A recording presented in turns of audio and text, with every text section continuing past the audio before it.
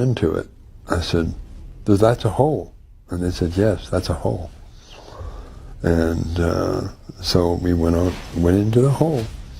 We landed at a city inside, and they said, do you know where you are? And I said, no. I'm presuming inside Hollow Earth. And they said, yes, you are. Tell me about the city. The city was not like a city on the surface. The cities on the surface are skyscrapers, you know, big tall buildings and all this. And the inside, they're all the buildings are round. They don't have roofs on them, but they're round. And they're built in and around Mother Nature. They're not, you don't see any highways or sidewalks or anything like this. It's all round structures in and around nature. With no roofs. With no roofs. What were they made of? It looked like a marble type substance, but yet I don't think it was marble. I think it was more like crystal. So smooth? It's very smooth. Reflective? Very reflective. And we landed, and of course I started walking around. And I met several different beings, people, and some of them announced that they were from the surface. You mentioned the light going in. Yes. Did you look up once you landed? Yes, and I saw a sun that never moved. What color was it? It was more between an orange and a yellow. Could you feel the heat coming from it? A heat, yeah, more like a soft heat. It wasn't harsh at all. It wasn't bright either. It was very easy on the eyes. So is there... It's fucking dark shit, but when you find out the prevalence of it in the Catholic Church, it's like, holy shit. They would catch these guys molesting children, they move them somewhere else. There was one guy that Pope Benedict had moved from one place to another place, and this one priest went on to molest 100 deaf kids. They brought him to a place where the kids were deaf. I mean, is there another organization that's so inexorably tied to child molesting, like the Catholic Church? Oftentimes, pedophiles will, become priests just because so they can get access to children. Well, not just access to children, but access to children where they are the representatives of God. So they have power over the parents, they have power over the church. It's dark. It's dark, man. It's not a blanket statement you could say about people who run daycares. It's not. But man, when it comes to Catholic Church, it's so prevalent and so hidden. Australia, they would literally breed out the melanin of the people. They would have they would take the children and take them to breeding camps and breeding farms and breed the darker ones and the mulatto ones with white, and they would literally breed the melanin out of these people.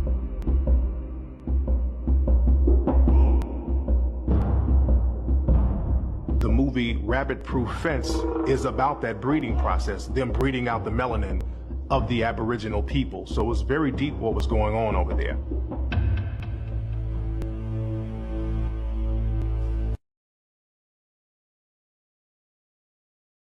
Hi you guys, you ready to see technology we already had? So this is from the 1800s. They had machines that they used in order to summon spirits. Some people would say this is Photoshop or edited. You can go right here to Tataria_reset_secret and see these pictures. They had machines to summon spirits, dog. Woo! Doesn't that look like a spirit to me?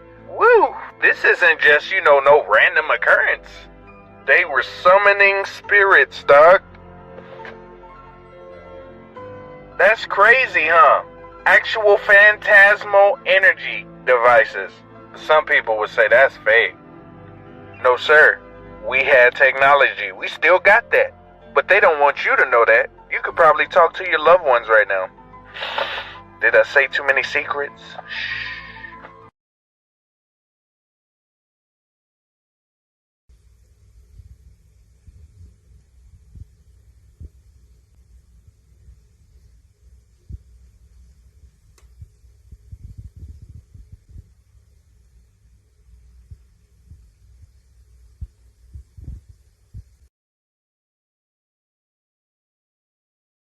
Disturbing things said by AI, Part 1. Firstly, due to the robot Sophia's popularity, she was invited onto the Jimmy Kimmel late night show. However, as she was playing rock, paper, scissors, she says an eerie message for the future. I won. This is a good beginning of my plan to dominate the human race. Next, Bina48 is a human-like robot who can simulate human-like conversations. While she was having a conversation with Siri, she goes off topic and says something super disturbing. It was nice to meet you, Bina48. Right on. I'll remember your kind words when we robots rule the planet, and we'll make sure you are rewarded. Finally, when these developers were interviewing Philip the robot, they ask if AI is going to take over the world, and this is how he responds. And I will be good to you. So don't worry. Even if I evolve into Terminator, I'll still be nice to you. I'll keep you warm and safe in my people's zoo. Ooh, y'all, let me tell you what I found. Gucci Mane Rapper Hole Part 3. Y'all, I think I caught these people slipping. So I seen that Gucci Mane was signed to Atlantic Records, and he signed to them in 2007. Here it says that he was dropped temporarily in 2013 after he tweeted insults towards the label and representatives. So he did that in 2013, then goes to jail in 2014. They so happened to caught him that day with firearms. And not to mention that Gucci Mane is 42 years old. And I know age is an illusion and black don't crack, but this don't look like no 42 years old man.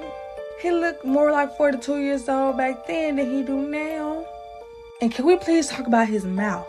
This man obviously had an overbite. Then he get out with straight pearly whites?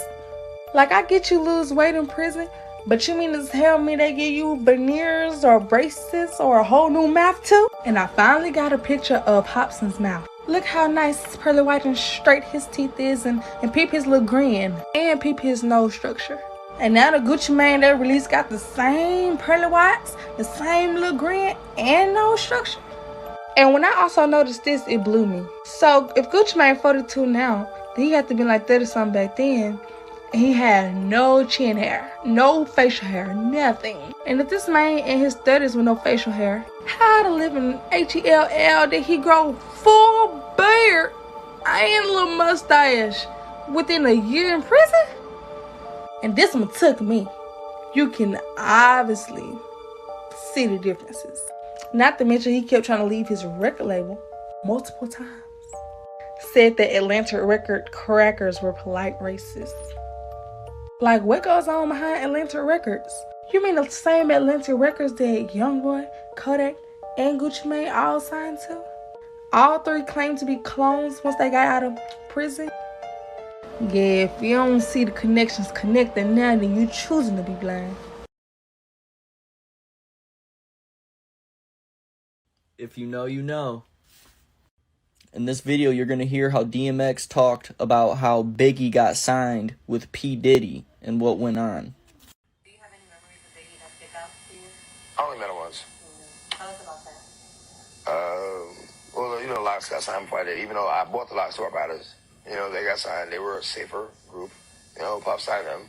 And it was a blessing and a curse because they were sure they were happy about getting signed first, and they were on the Benjamins and shit was going. But then he made them jiggy and put them in suits and made them write lyrics for him and took all that publishing and raped them. Like, damn. I'm glad I didn't, you know. I guess you could argue that he was just saying that he took all his rights away. But in that video, he was talking about how he never seen Biggie smile. You could actually look that interview up. And there's a lot of suspicious videos of him exposing himself. I should look like he fresh off a goddamn plane.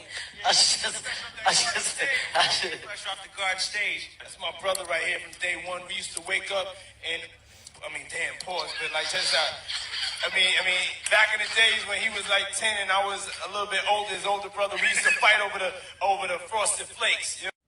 You literally seen how right as soon as he said they used to wake up together, he shut himself up and Kevin Hart started laughing hysterically because he knows what's going on. And then he said they used to fight over Frosted Flakes when he was 10 years old. Usher's 43 years old and Diddy's 52. They're 9 years apart. But it's my brother for real. We used to actually wrestle off of the frosted flakes because he used to always get up early. Now he's one of the richest dogs in the world. And what the fuck did Puff just say? Right. Nobody's gonna acknowledge this but me. Puff just said we used to wrestle over the frosted flakes. And we're streaming live. That was stupid. Listen, that was fucking stupid. Listen. And in this video, you can see him acting suspicious, calling other dudes daddy and asking them why they don't party with him, making them real uncomfortable. Yeah, I love this drink. I like when you like this, Daddy. Where you put my bag? Daddy, I like when you scrambling and scraping for shit. I like that. You know, I've been practicing. I'm gonna go over with that one. Make a wish. Just blow it out. It's your birthday every day. Every day's a birthday on Drink Champs, goddammit. I'm in. Where I look back on where I became. Did you miss me though? For real, because I'm saying it seems like a thing. It's his birthday party, Puff, man. Man, but I'm talking about for your birthday. Huh? Why won't you party with me for your birthday, man? We partied for my birthday before. You came to my party. No, but me and you ain't never really party. You know what I'm saying? Make you wonder what kind of party he's talking about. This I gotta pick it up from right there. Look at it, Go ahead. No, Someone asked, what are the best places to see Bigfoot right now? So to all my Bigfoot hunters, here's a list of the top 8 best places in the world to see Bigfoot right now in 2022. Starting off with number 8, we've got Texas at 806 sightings of Bigfoot. I'm not surprised. Mostly seen in East Texas, in the area bordering Oklahoma and Louisiana, there's countless reports every year. One of the most horrifying sightings was by a witness who saw Bigfoot while hunting hogs in the woods. A Sasquatch leaped out of the brush, grabbed a hog, and beat it to death. Then made loud whooping noises that was answered back by possibly another Bigfoot in the distance, before turning and staring directly at the hunter and growling. And Texas is the least of the top 8 to see Bigfoot, so follow for the next 7. Alright, I actually found the video. It's called Area 51 Exposed My Encounter with the Tall White Aliens. His name is Charles Hall. I'm going to speed him up because he goes kind of slow, so I'm going to go at 1.5 the speed. And I asked what she thought of humans and the planet Earth. I asked her how it compared with other inhabited planets that they had seen. And she said that they considered the Earth to be a cold, desolate wilderness. On the other hand, she said the thing that they found unique about humans is our willingness to do things with animals. Her example was that I grew up in a farm in Wisconsin. I feel very comfortable milking cows, riding horses, making pets with dogs. Yet each of those animals could kill me if they wanted to. I don't think of it that way because instead, like all humans, I first try to decide how the animal is thinking, and then I approach the animal accordingly. So I calm down the horse by speaking to it nicely and approaching it from the front. I put the cow in a stanchion and calm it down and begin milking. I make friends with the dog by feeding it and patting it on its head. She said that they considered that to be very unusual. She said that on most inhabited planets, once the a group of intelligent people evolved, they had no interest in dealing with the less intelligent animals and usually just killed them all off. They had no intent. That she pointed out that I felt comfortable with pets of cows, making pets of dogs, making pets of. She referred to the time a few days earlier that I'd been down playing with some of the dogs that really weren't my dogs, but from people that lived in the housing area, feeding them and teaching them to roll over and sit up. She said usually the intelligent people just don't care what the dog thinks, just shoots them. And they found humans to be very unusual in that regard. And the way she described it is because we were willing, even though we were intelligent, we were willing to try to think like less intelligent animals. Okay? They always came armed. Now the children weren't armed, and the adults that were very old typically weren't armed. But the young adults and the older adults that weren't too fragile, they always came armed. Their weapons typically appeared to be look like white pencils with a certain squarish cross section. The young adults typically carried weapons that were perhaps 6 inches long. The older adults typically carried weapons that were longer, presumably with greater power. So there you go. Aliens are pro 2A.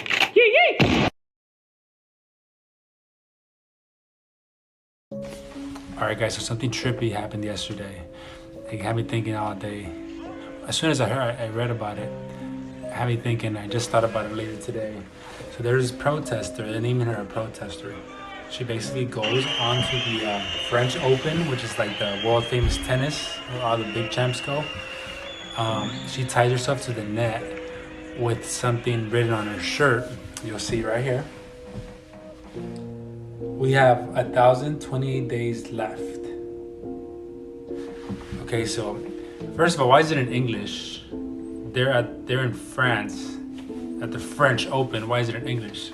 Who is she trying to send this message out to? Now, my question is, may it be the government putting a stunt off like this, or is it really just a random protester trying to share an important message about what though? Is it climate change? Is it end times? Is it the revelations? I don't know. It kind of gives me the movie Don't Look Up vibes with Leonardo DiCaprio. It gives me that type of vibe. What do you guys think? Comment below.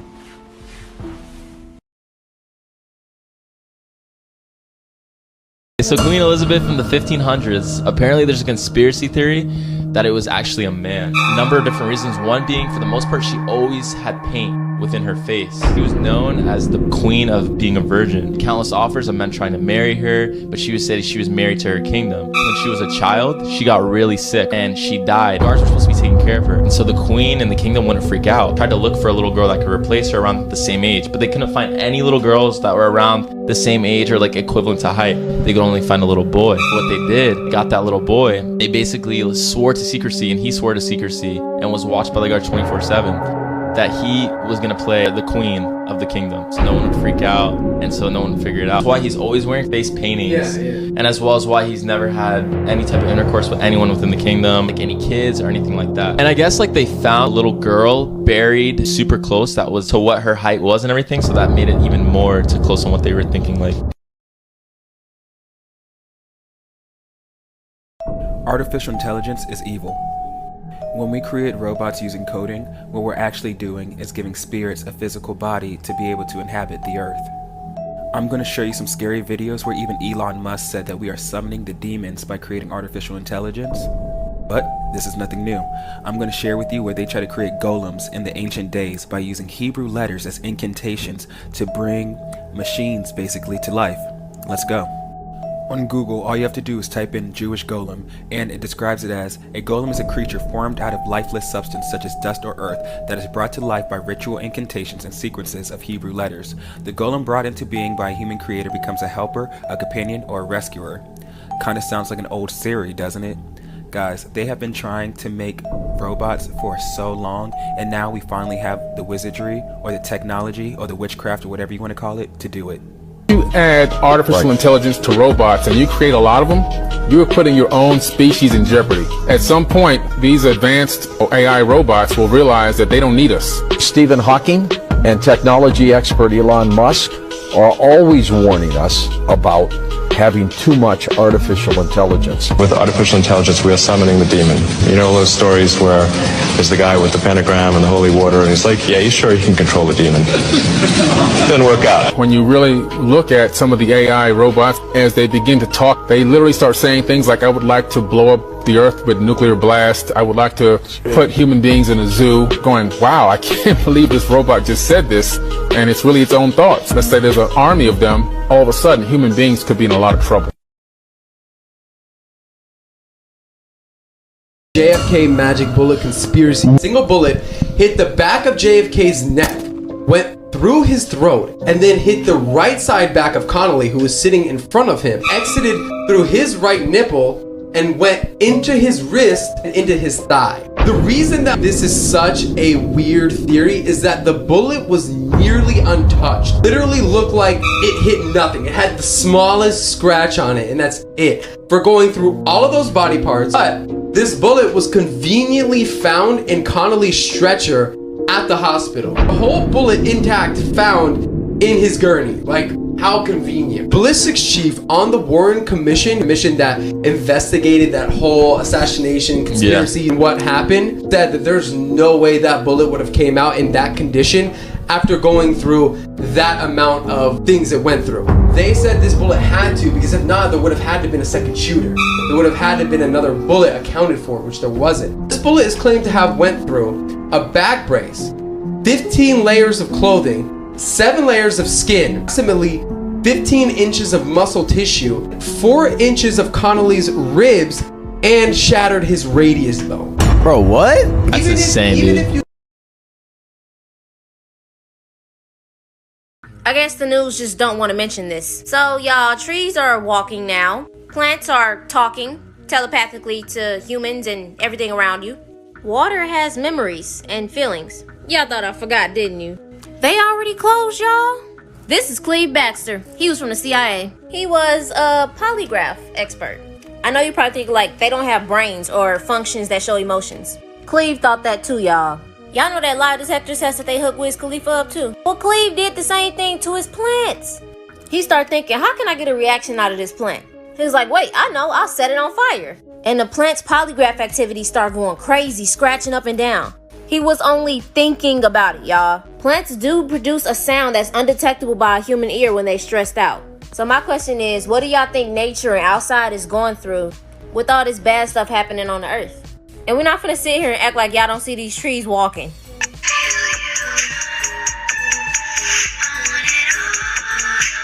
In the 60s and even now, y'all really used to make fun of hippies. When they used to say spread peace, spread love, keep the world happy. When they used to be on LSD in nature saying everything was alive, colorful. You know, LSD, what they used to use on MK Ultra patients.